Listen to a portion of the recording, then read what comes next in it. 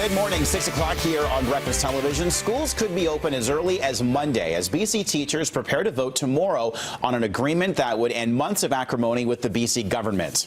The 6-year deal was brokered by mediator Vince Reddy and is the longest the two sides have ever struck. Teachers get a raise of more than 7% and a $400 million fund allowing hundreds of new instructors to be hired in the coming years. The government has dropped its contentious E80 clause on class size and composition. The issue can be renegotiated once a final court battle solves the issue. The Premier says the deal means no new taxes, going into deficit, or even increasing debt. Our kids across the province could be back in school as early as Monday, which would be a great relief, I know. So thanks to everybody, all the parents and families out there who stuck with us, and thanks to the negotiators for working so hard and getting us here. It really is a good day for British Columbia, and I think it's a real game changer for education in the long term. You stood up for what you believed in and stood strong for your rights and for a better public education system. Be proud that your efforts made a real difference. The deal also sees the province give the teachers' union a one-time payout of $108 million, which could be used for signing bonuses. Meanwhile, the government is talking to school districts about a schedule for the compressed school year. No details have emerged just yet. Now, as mentioned, no official start date has been announced for the return to school, but all bets are leaning towards Monday. For more on that, Greg Harper joins us live from Surrey this morning. Greg. Good morning, Kyle. I'm just outside Elgin Park Secondary here in Surrey this morning. Teachers will be going over the details of that tentative agreement that was reached yesterday. They will vote tomorrow. If they vote yes, schools will be back in session. But when? Well, the Education Minister says plans are being worked out right now with the school districts to make up for the time lost during the strike. School boards are required to provide a minimum number of hours of instruction. Although some work has been done by administrators, the districts say it will take some time to get schools ready for students. The bottom line is we have guaranteed that every student's educational journey in this school year will be kept whole. And especially true for grade 11 and 12 students. The details will be announced as we move forward. So what's interesting here in Surrey, most likely schools will open once again on Monday, but there's a Pro-D Day scheduled throughout the district here. It's possible that this Pro-D Day might be moved. They are not sure yet.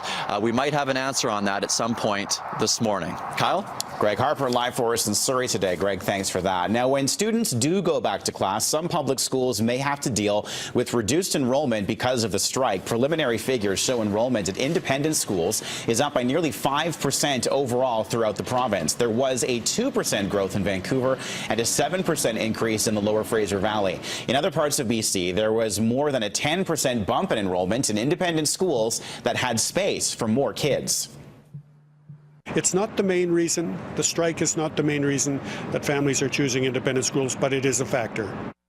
Some international students have left because of the strike, and that will also affect school board budgets. Vancouver says only 26 out of 1,500 international students have pulled out of the program so far. Police are investigating a suspicious death in Surrey. RCMP were called to an area near the City Works Yard on 66th Avenue, just off 148th Street at around 7 o'clock last night. The identity of the person and cause of death are not known yet.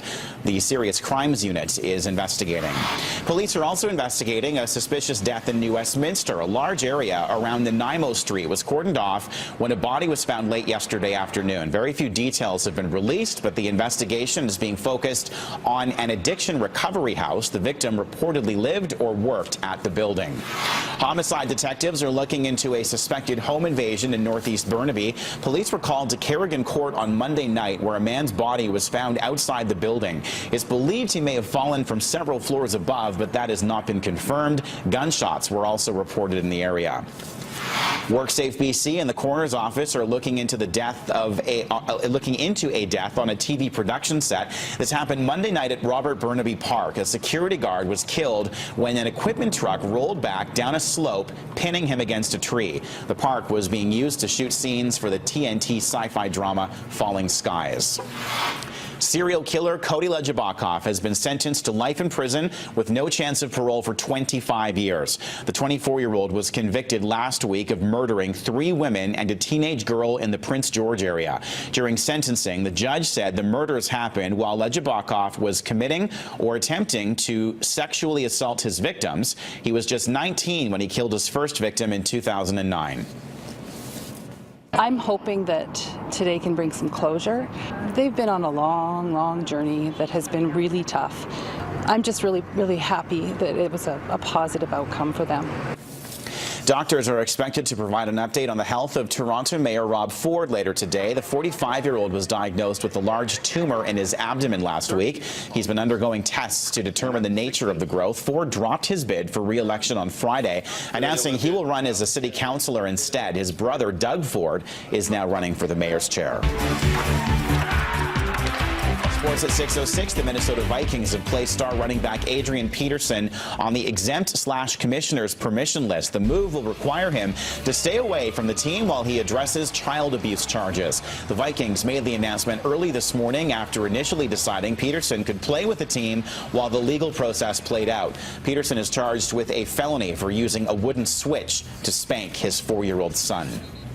Well, their season is over, but Canada's best young baseball team has been given some much-deserved recognition. South Vancouver Little Leaguers were honored with a special ceremony at City Hall yesterday. The team won the BC title last month before taking the national championship. That led to a berth at the Little League World Series. It's quite the feat for South Vancouver, which is smaller than most competing leagues. We thought that we weren't going to win nationals because of the size of all the other players. They're huge, and we were this small little team that nobody thought we were going to win, but we did, and we made it.